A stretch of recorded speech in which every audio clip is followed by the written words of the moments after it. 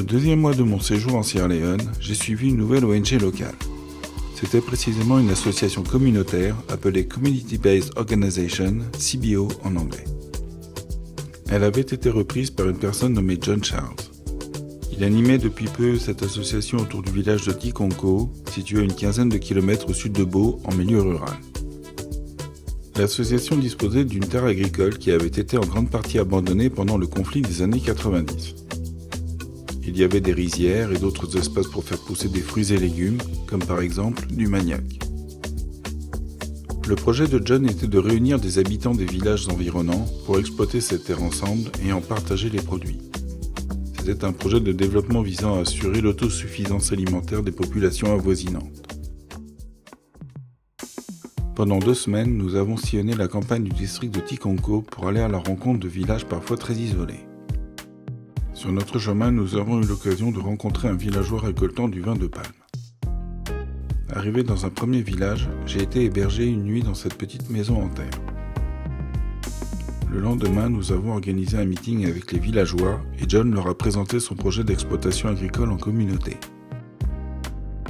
Nous sommes allés dans un second village. Il fallait passer parfois à travers des champs.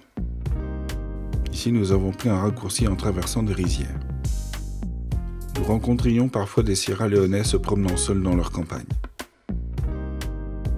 Nous sommes arrivés dans le second village et avons organisé une nouvelle réunion avec les habitants.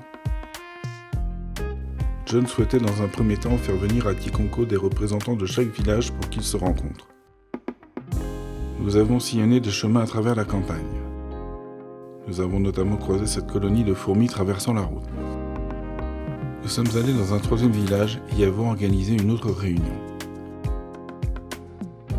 En chemin, j'ai pu découvrir des pêcheurs et leurs techniques particulières de pêche en rivière.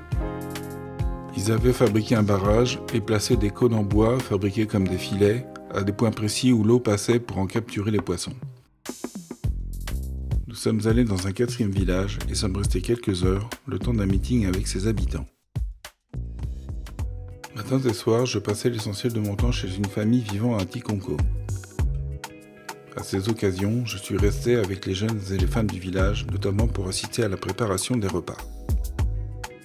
J'avais été facilement accepté par les enfants. Ils s'amusaient et riaient beaucoup. Ils avaient apprivoisé un petit animal des campagnes qu'ils m'ont mis entre les mains.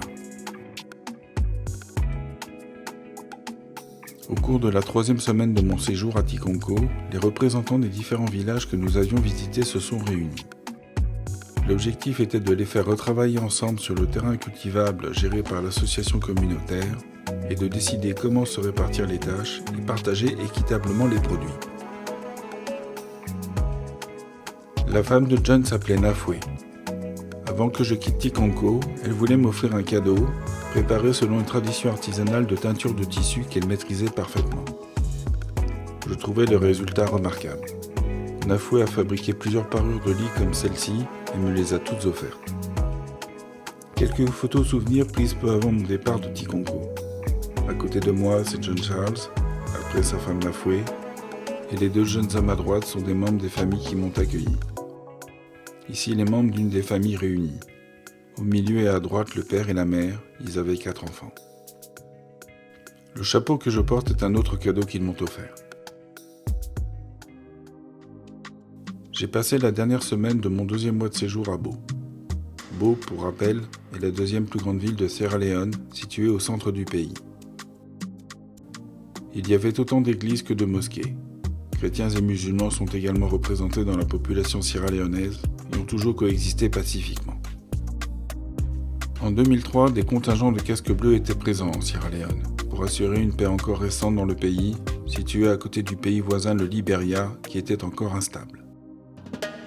À Bo, nous nous sommes retrouvés quelques soirées avec John, Nafwe et leurs enfants.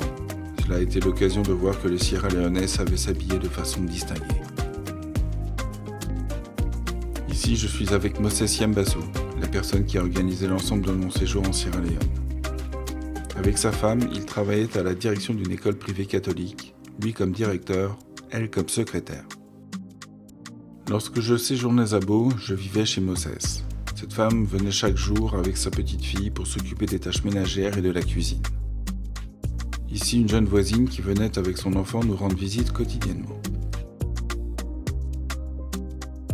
Ce sont les dernières images de Beau que j'ai prises avant de reprendre un car pour retourner à Freetown.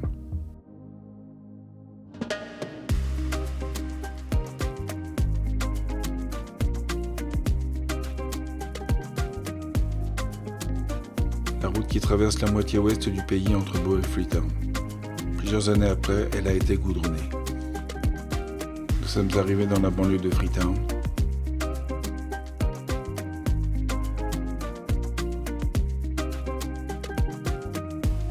Le lendemain de mon arrivée à Freetown, j'ai repris l'hélicoptère pour me rendre à l'aéroport où mon avion partait pour la France. Les 2 mois de séjour étaient terminés.